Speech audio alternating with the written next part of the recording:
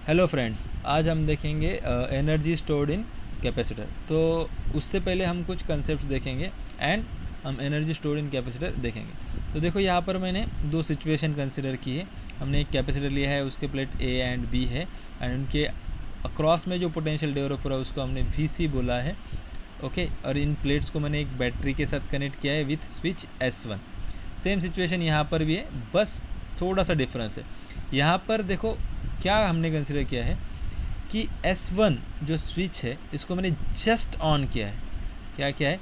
S1 को मैंने just on किया है, और जैसे मैंने स्विच S1 को जस्ट ऑन करता हूँ तो क्या इसके ऊपर उसी समय जैसे चार्ज ऑन करूँगा, क्या उसी समय उसके ऊपर कुछ चार्जेस आएंगे? क्या नहीं। तो जैसे ही मैंने स्विच S1 को जस्ट ऑन किया है तो Q कितना आने वाला है? इधर 0। एंड अगर Q 0 आता है तो यहाँ पर VC कितना आने वाला है? 0 आने वाला है। ओके, ये हमने फर्स्ट सिचुएशन कंसिडर की है। आई होप आपको ये अंडरस्टैंड हो गया होगा कि मैंने क्या किया, इस स्विच को S1 को ऑन किया है, बट वो कैसे ऑन किया है? जस्ट ऑन किया है, मतलब ऑन किया एंड तब मैंने चार्जेस देखे। तो जैसे ऑन किया तो क्या चार्जेस आएंगे? थोड़ा तो समय लग जाएगा। ओके, तो ये Q उस टाइम पे 0 आएगा end voltage develop across capacitor 0 आएगा। समझ में आ गया? तो इसको हम बोलने वाले इनिशियल स्टेज, जैसे ही जस्ट हमने ऑन किया। नाउ नेक्स्ट सिचुएशन मैंने देखा है कि मैंने स्विच S1 को ऑन किया है एंड बहुत देर तक ऑन रखा है। क्या किया है मैंने? स्विच S1 को ऑन किया एंड उसे बहुत देर तक ऑन किया है, ऑन ही रखा है। तो हम क्या बोलने वाले हैं? स्टेडी स्टेट रीच हो गया है। बहुत देर तक अगर हम उसे ऑन रखेंगे तो स्टेडी स्टेट कंडीशन आपकी आने वाली है। ओके, तो अब मैंने इसे बहुत देर तक अगर ऑन रखा है तो हमें पता है कि बहुत देर तक ऑन रखने के कारण बैटरी का potential and potential develop across capacitor ये क्या होने वाला है? थोड़ी देर के बाद सेम होने वाला है एंड उसके बाद पोटेंशियल बढ़ना बंद हो जाएगा, यहाँ से चार्जेस निकलने बंद हो जाएंगे। इसका मतलब यहाँ पर चार्जेस बढ़ना भी बंद हो जाएंगे।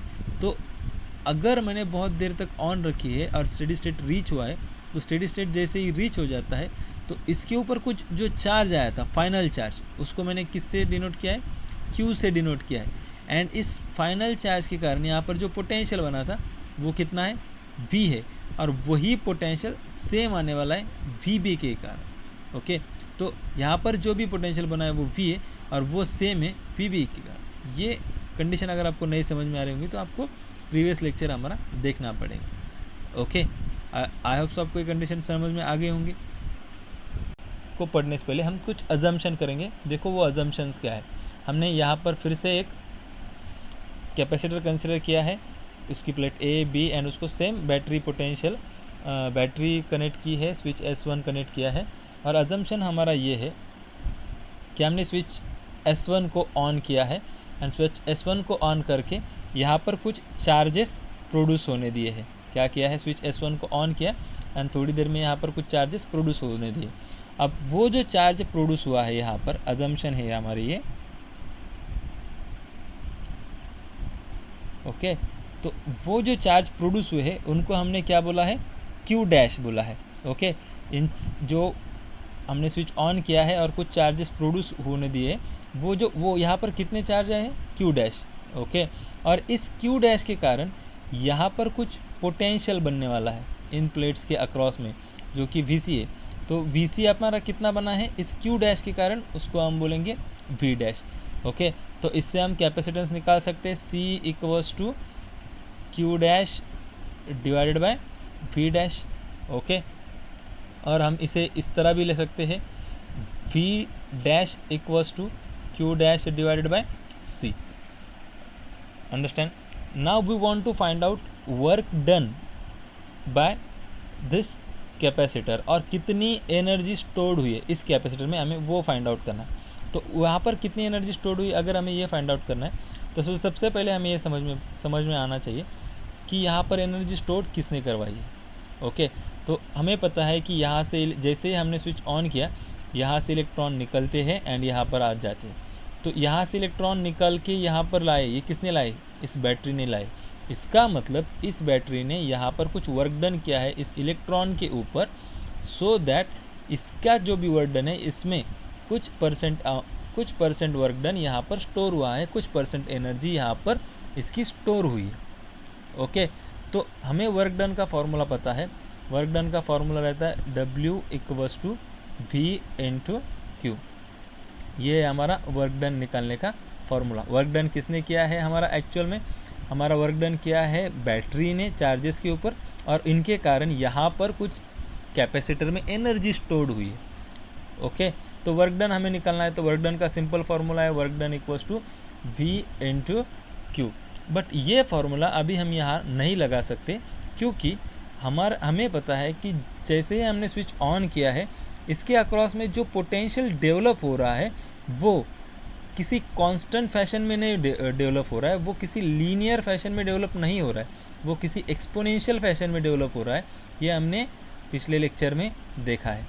ओके, तो यहाँ पर जो V बढ़ रहा है कैपेसिटर के अक्रॉस में, वो लीनियर फैशन में नहीं बढ़ रहा है, वो एक एक्सपोनेंशियल फैशन में बढ़ रहा है।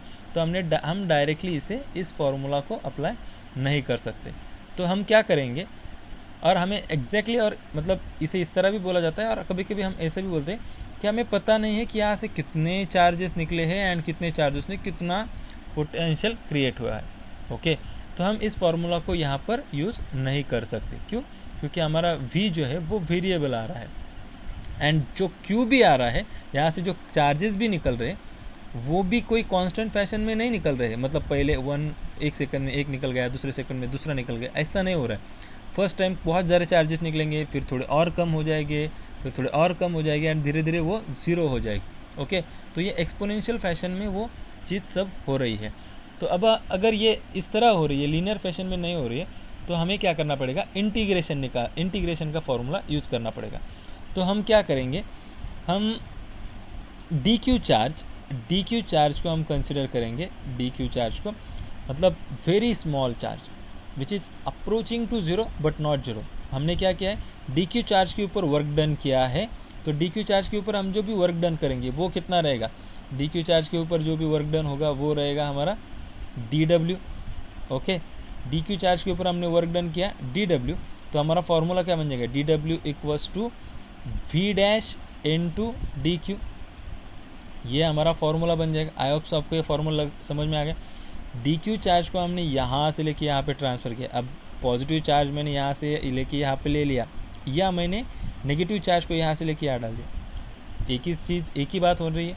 ओके, तो मैंने क्या किया, एक बहुत स्मॉल छोटा चार्ज ले लिया, उसके ऊपर जो वर्क डन किया वो डी डब्ल्यू बन गया है।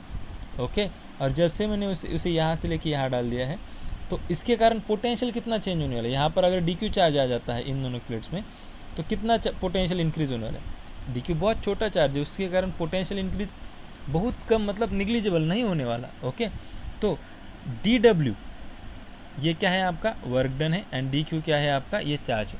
अब देखो हम इसको इंटीग्रेट करने वाले, तो ये हमारा इक्वेशन बन गया, ये हमारा इक्वेशन बन गया है D W equals to V dash into D Q. Okay, ये आपको समझ में आ गया, D W equals to V dash into D Q. And हम इसे इंटीग्रेट कर देंगे, कहाँ से कहाँ तक, इनिशियल एंड फाइनल कंडीशन पे। अब इनिशियल कंडीशन में हमारा क्यू की वैल्यू कितनी थी, इनिशियल कंडीशन देख लो, यहाँ पर हमने पहले ही कंसिडर कर लिया S1। जब इनिशियल कंडीशन, जब S1 ऑफ था, तो इनिशियल कंडीशन क्यू की वैल्यू 0 थी, फाइनल कंडीशन क्यू की वैल्यू क्यू बन गई है। तो हम इंटीग्रेशन की लिमिट्स रख देंगे यहाँ से 0 टू क्यू, अंडरस्टैंड। और वी डैश को हम रिप्लेस कर सकते हैं, V dash equals to, V dash क्या है, ऑलरेडी जो स्टार्टिंग में चार्ज था उसको हमने वी डैश बोला था, कुछ चार्ज दिया था क्यू डैश, उसके कारण कुछ पोटेंशियल बना था, उसे वी डैश बोला था, उसको हम रिप्लेस कर सकते हैं क्यू डैश डिवाइडेड बाय सी से। ओके, तो अब हम क्या करेंगे, इसे इंटीग्रेट करेंगे, ये बनेगा W, एंड 0 टू Q से इंटीग्रेट करने से पहले 0 टू Q यहाँ पर लिखेंगे हम Q dash divided by C into D Q. अब इंटीग्रेशन करेंगे Q डैश का, C तो हमारा कांस्टेंट है वो बाहर आ जाएगा, और Q डैश का इंटीग्रेशन आ जाएगा Q dash square divided by 2, and integration की लिमिट्स 0 टू Q। ओके, अब जैसे ही हम इसके लिमिट्स को प्लेस कर देंगे, तो W और U इक्वल्स टू, या U, इसे U लिखते हैं हम। ओके, तो एनर्जी इक्वल्स टू क्या आ जाएगा हमारा, Q square upon 2C, Q square upon 2C। ये हमारा फॉर्मूला बन गया energy stored in capacitor, understand. अब हमें और एक फॉर्मूला पता है, C equals to Q divided by V। Okay, C equals to Q divided by V, ये हमें फॉर्मूला पता है। अब हम एक बार Q को रिप्लेस करेंगे ना, एक बार C को रिप्लेस करेंगे, तो हमें क्या क्या फॉर्मूलेज आते हैं देखो। अब C equals to Q by V है, तो Q इक्वल्स टू क्या बनेगा, C इंटू V।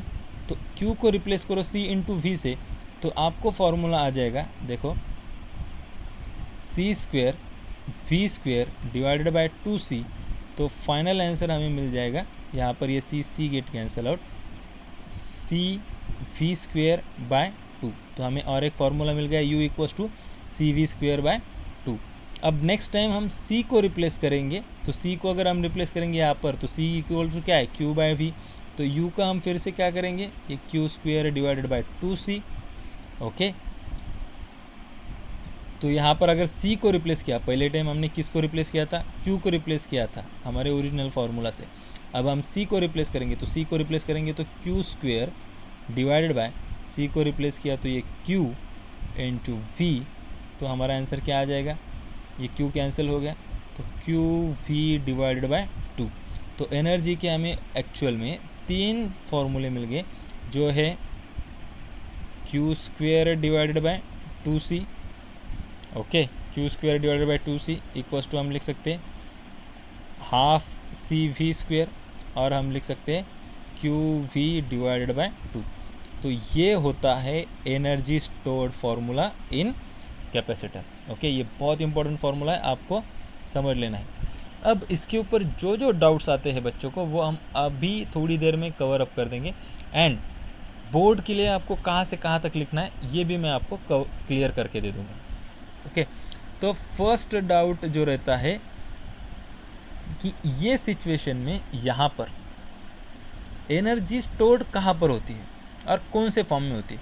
तो याद रखना है, यहाँ पर वर्क डन बैटरी ने किया है, और बैटरी के कारण यहाँ पर कुछ एनर्जी स्टोर्ड होती है, और वो एनर्जी स्टोर्ड रहती है इलेक्ट्रिक फील्ड के फॉर्म में। ओके, वो एनर्जी स्टोर्ड रहने वाली है इलेक्ट्रिक फील्ड के फॉर्म में। जैसे ही हम इसको बाहर से कुछ लोड लगा देंगे, इलेक्ट्रिक लोड लगा देंगे, तो वो एनर्जी क्या हो जाएगी, रिलीज हो जाएगी। या सपोज हमने यहाँ से यहाँ पे शॉर्ट सर्किट किया, एक कंडक्टिंग वायर लगाया, तो यहाँ के चार्जेस एक दूसरे को क्या कर देंगे, न्यूट्रलाइज कर देंगे, और वो एनर्जी रिलीज हो जाएगी। तो फर्स्ट चीज़ हमें समझ में आती है, जो भी एनर्जी हमने स्टोर की है वो कौन से फॉर्म में स्टोर की है, इलेक्ट्रिक फील्ड के फॉर्म में हमने एनर्जी को स्टोर किया। ओके, एनर्जी स्टोर्ड इन इलेक्ट्रिक फील्ड फॉर्म। ओके, आता ये थोड़ा सा एनर्जी स्टोर्ड इन इलेक्ट्रिक फील्ड। ओके, यहाँ पर समझ में आ गया, फर्स्ट पॉइंट हो गया हमारा। सेकंड, ये जो फॉर्मूला है U equals to Q square divided by 2C या हाफ CV स्क्वेयर, ये जो फॉर्मूलेज है हमारे, तो ये फॉर्मूलेज सारे टाइप के कैपेसिटर को एप्लीकेबल है, like spherical capacitor, cylindrical capacitor, या आपका पैरेलल प्लेट कैपेसिटर। तो पैरेलल के लिए तो हमने डिराइव कर दिया, तो हाँ, it is applicable for all type of geometry,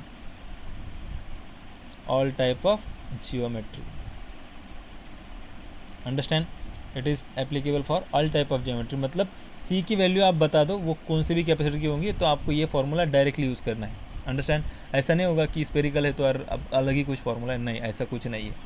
okay, तो C की वैल्यू बता दो, C की वैल्यू स्पेरिकल में अलग आती है, वो उसका काम है। C की वैल्यू बता दो, V की वैल्यू बता दो, हम उसमें कितनी एनर्जी स्टोर हुई है वो बोल सकते हैं। यहाँ तक समझ में आ गया कि एनर्जी जो भी स्टोर होती है इलेक्ट्रिक फॉर्म में होती है। ये फार्मूला हमारा ऑल टाइप के जियोमेट्री के लिए यूज़ किया जा सकता है। नाउ और एक कुछ क्वेश्चन रहता है बच्चों के दिल में, वो देखो क्या रहता है। सर यहाँ पर आपने कहा है इस सिचुएशन में कि वर्क डन जो है वो बैटरी ने किया है, इन चार्जेस के ऊपर वर्क डन किया है। यहाँ से चार्ज निकल रहे हैं, यहाँ पर जा रहे हैं। ओके, यहाँ से चार्ज निकल रहा है, यहाँ पर जा रहा है।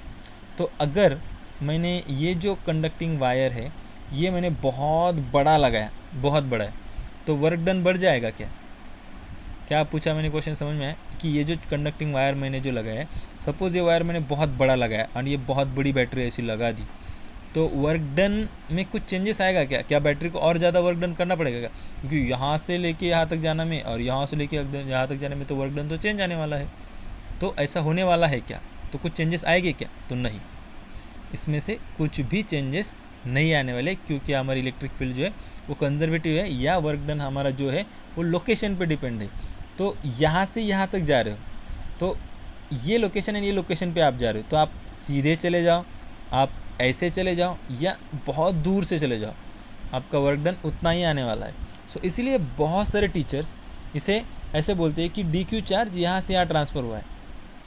ओके, तो एक्चुअल में डी क्यू चार्ज यहाँ से यहाँ नहीं ट्रांसफ़र होने वाला, क्योंकि ये एयर है इसके बीच में। ओके, तो यहाँ पर ऐसे ट्रांसफ़र नहीं हो रहा है। तो उनका मतलब ये है कि डी क्यू चार्ज अगर यहाँ से यहाँ ट्रांसफ़र हो रहा है क्या, एंड यहाँ से यहाँ ट्रांसफ़र हो रहा है, उसका मतलब एक ही आने वाला है।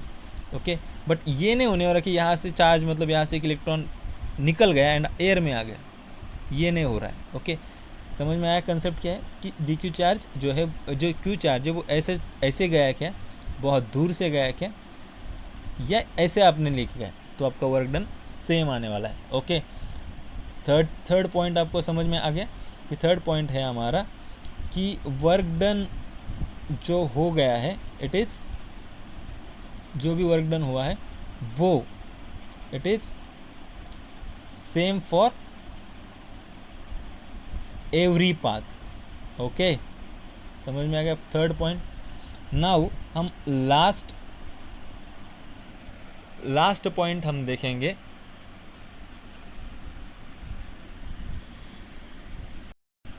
ओके, अभी लास्ट पॉइंट देखो क्या है। लास्ट पॉइंट ये आता है बच्चों को डाउट कि सर यहाँ पर जो अजम्पशन हमने कंसिडर किया था इस सिचुएशन में, अजम्पशन हमने क्या कंसिडर किया था कि हमने स्विच ऑन किया है एंड स्विच ऑन करने के कारण यहाँ पर कुछ चार्जेस आए हैं, एंड ये चार्जेस आने के कारण यहाँ पर उस चार्जेस को हमने क्यू डैश बोला है, और इस क्यू डैश के कारण यहाँ पर कुछ पोटेंशियल बना, उसको हमने वी डैश बोला है। ये अजम्पशन आपने क्यों कंसिडर किया? ओके, तो ये अजम्पशन हमने इसलिए कंसिडर किया है कि आप देख सकते हो यहाँ पर आप देख सकते हो ये जो वी डैश है। ओके, वी डैश क्या इंडिकेट कर रहा है? वी डैश इंडिकेट कर रहा है, इसका मतलब यहाँ पर कुछ ना कुछ पोटेंशियल आया है। अगर मैंने इनिशियल स्टेज कंसिडर की हुई थी, इनिशियल स्टेज जैसे मैंने स्विच ऑन किया, तो स्विच जैसे ही मैंने ऑन किया तो क्या आपका पोटेंशियल था वो क्या तुरंत उसी बात आपका कुछ पोटेंशियल आ जाता है क्या? तो स्टार्टिंग में आपका पोटेंशियल तो ज़ीरो रहने वाला है। तो अगर आपका पोटेंशियल ज़ीरो आता है तो ये इंटीग्रेशन आपका आगे चलने वाला नहीं है। ओके, तो ये अजम्पशन हमने इसलिए लिया था वो वाला, क्योंकि हमें ये इंटीग्रेशन थोड़ा आगे चलना चाहिए। तो वी डैश की वैल्यू अगर हमने ज़ीरो डाल दी तो आगे काम ही नहीं बनेगा। सो इसलिए हमने ये अजम्पशन किया है कि थोड़े चार्ज आए थे, उस थोड़े चार्जेस के कारण क्यू डैश बना था, एंड क्यू डैश के कारण वी डैश बना है। अंडरस्टैंड? आई होप सो आपको ये लेक्चर अच्छा लग गया होगा। अगर आपको ये लेक्चर अच्छा लगता है तो आप उसे लाइक करो, सब्सक्राइब करो, ज़्यादा से ज़्यादा बच्चों को शेयर करो। Thank you.